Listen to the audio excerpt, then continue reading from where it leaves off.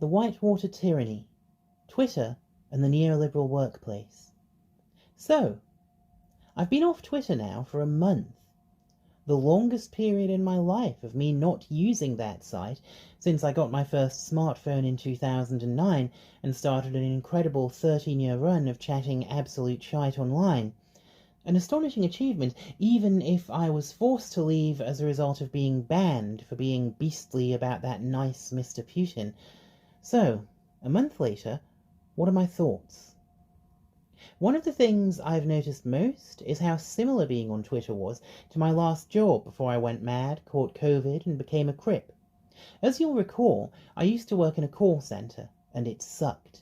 And it especially sucked when our managers decided to outsource the work of the specialist department I used to work in to a centre in a country ran by a homophobic dictator because of his country's looser regulatory environment. Woo! Keep sponsoring those prides, guys! The new department I got moved to was busier, much busier. And suddenly I got the full experience of genuinely being battered by call after call after call. Where once I had had time to do all the admin that I was required to do for each customer without having to take myself off the phones, I now found myself trying to get it taken care of in the course of calls themselves, to minimize my hold time, all while giving the customer my full attention and having real conversations, obviously. It was stress of a kind I'd never experienced, and I've worked retail over Christmas. But the thing about a physical queue is that it has an end you can see. Even if more and more people keep joining it, you can work it down. All you see in a call centre is a number, and that number rarely goes down, and it hardly ever reaches zero, unless something's gone wrong. Oh, how we all used to pray things would go wrong. Of course, the customer doesn't see this side of the affair. All they hear is the hold music, constantly interrupted by recorded declarations that your call is important to us, reminders that you are 89th in the queue, and constant patronizing interjections that this is so much easier to do online. It's no wonder that even the nicest customers were a little tetchy by the time they got through to a human.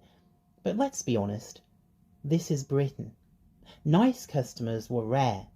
More common by far were angry, lazy, judgmental scum who more often than not just wanted someone to shout at to make them feel better about their own mistakes, their own inability to remember that some places are shut on bank holidays, that debts generally have to be paid, that it doesn't matter how much money they have in their bank account, we could not, in fact, do things for them which were illegal, and certainly couldn't agree to do that kind of thing on the phone.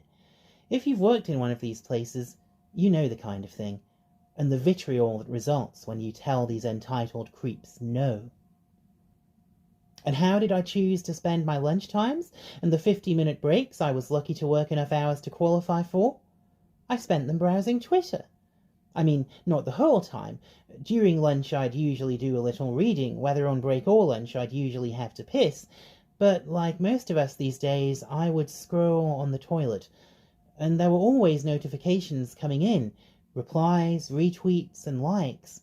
I would sit by the canteen window, my lunch on the bar, a book in my hand, my phone laid to one side but within easy reach like an ashtray, and every now and then it would vibrate. And because I was a trans woman on Twitter, the replies I got were often every bit as vicious, as vituperative, as vile as the abuse I would receive from angry customers.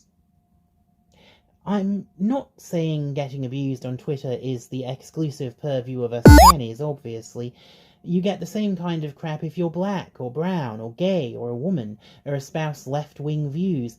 Regular readers will be aware I tick 3 of those boxes too, though it's by no means an exhaustive list. In a society which is systemically racist, sexist, misogynist, and riddled with neoliberalism, it would be a miracle if Twitter didn't replicate those dynamics. What's different is the speed. Just like the queues on the call centre phones, the Twitter queue was never ending. But the clever bit was, in amongst the tides of shit, there would be flecks of gold, a genuinely valuable reply, an incisive quote tweet, a diss that was at least original and well constructed, rather than just some genitally obsessed weirdo yelling "penis!" And always the steady stream of likes and retweets from good comrades, appreciation, interaction, dopamine. Look, odds are you don't need me to tell you how shit Twitter is. There's a good chance you've experienced it yourself. But that dopamine hit is why we keep coming back. My employer's internal propaganda told me I was a valued member of staff and not just an emotional punchbag for the worst people in the country, but that was transparently fake. They didn't value me, they didn't see me as a person, they just needed me to fill a chair. But on Twitter, real people, actual humans, were tapping a digital heart and telling me they liked the things I said. They showed things that I said to their friends. They got in touch and said I made them laugh, and I got such feedback almost instantly. My employers could go on about how much they valued me, but Twitter showed me I was loved. And that was almost worth the times it showed me how much I was hated. Until one day, it wasn't. Slowly, imperceptibly, Twitter became more like work. Not just in the sense of having to wade through more and more angry dickheads every day, but in the sense of constant, hostile surveillance. All social media is a surveillance operation to some extent, obviously. A shout out here to the poor sod from the FBI who has to monitor Mutiny Radio's output. But just as they rely on us to self-report by logging in and giving updates, and because the internet will always be shit under capitalism, Twitter decided to outsource the problem of moderating the gargantuan quantity of information passing through its site to its users too. Sure, they had an algorithm as well, but they seem to have relied mainly on reports from users, which of course allowed turverts and their fascist incel chums to run mass reporting campaigns on anyone from groups they didn't like who was getting too popular.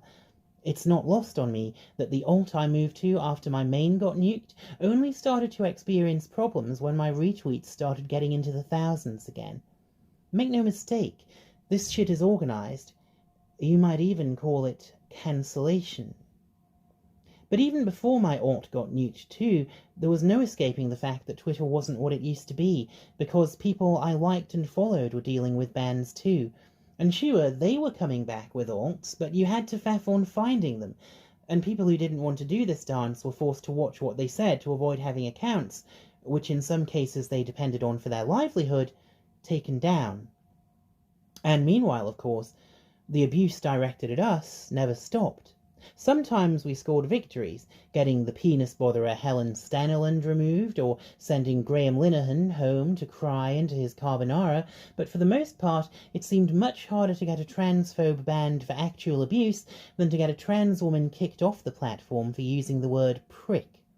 Suddenly, logging into Twitter was a lot like going to work in the neoliberal workplace, a zone of surveillance in which you constantly self-monitor, policing your expression, and where you can't help but notice people whose faces fit never face sanctions, while you know you're being watched for the slightest deviation from the accepted behavioral norm. By the time they fired me, I wanted to get fired. And sure, adjusting has been hard. You do get withdrawal symptoms. How could you not? Your brain misses those constant little dopamine boosts. And even scrapping with turverts has its chemical reward, the adrenaline of conflict, not to mention the dopamine from people retweeting your disses.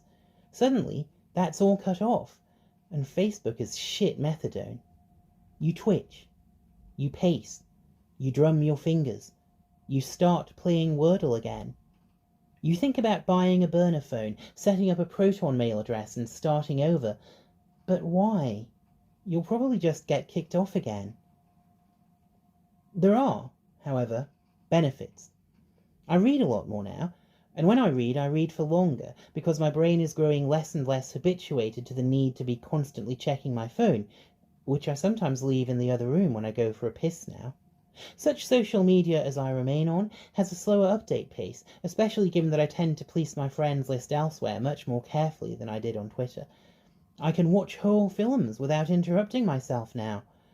It's too early, I think, to say what it's done to my writing. There is a discipline you develop as a writer from having to fit your thoughts into as close to 280 characters as possible, especially if you eschew text speak. But on the other hand, I now find it much easier to lay out a longer argument and write from point to point, even in a Facebook status update, and the last two entries on this blog consist of text from Facebook updates, which I thought would benefit from being easier to find if I need to refer back to them. I hope that I am staying the right side of prolixity here. I don't know if I'm less angry. Sometimes I feel more rage for not having the outlet. But overall, and importantly, although I miss the interaction with some individual tweeters, I don't miss Twitter itself, despite having been on it since 2009, because Twitter is no longer the site that I joined in 2009, and hasn't been for quite some time.